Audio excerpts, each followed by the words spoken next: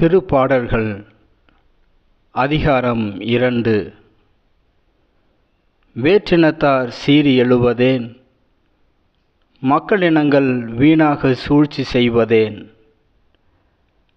ஆண்டவர்க்கும் அவர்தம் அருள் பொழிவு பெற்றவர்க்கும் எதிராக பூவுலகின் அரசர்கள் அணிவகுத்து நிற்கின்றார்கள். ஆள்வோர் ஒன்று கூடி சதி செய்கின்றார்கள். அவர்கள் பூட்டிய தலைகளை தகர்ப்போம், அவர்கள் வைத்த கண்ணிகளை நம்மிடமிருந்து அறுத்தெறிவோம் என்கின்றார்கள்.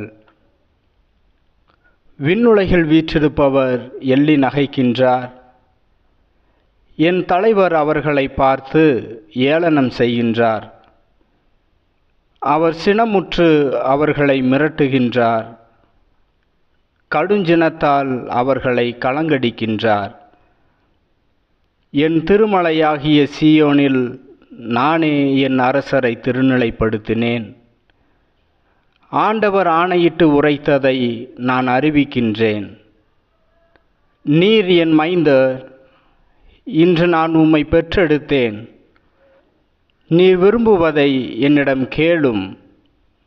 பிற நாடுகளை உமக்கு உரிமை சொத்தாக்குவேன்.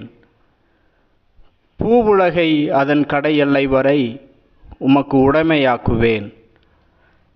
இருப்புக்கோளால் நீர் அவர்களை தாக்குவீர். குயவன் களத்தைப் போல அவர்களை நொறுக்குவீர்.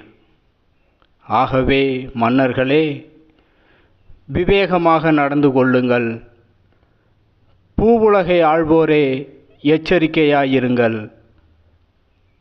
அச்சத்தோடு ஆண்டவரை வழிபடுங்கள். நடுநடுங்குங்கள். அவர் முன் அகமகிழுங்கள். அவர் சினங்கொள்ளாதபடியும் நீங்கள் வழியில் அழியாதபடியும் அவரது காலடியை முத்தமிடுங்கள்.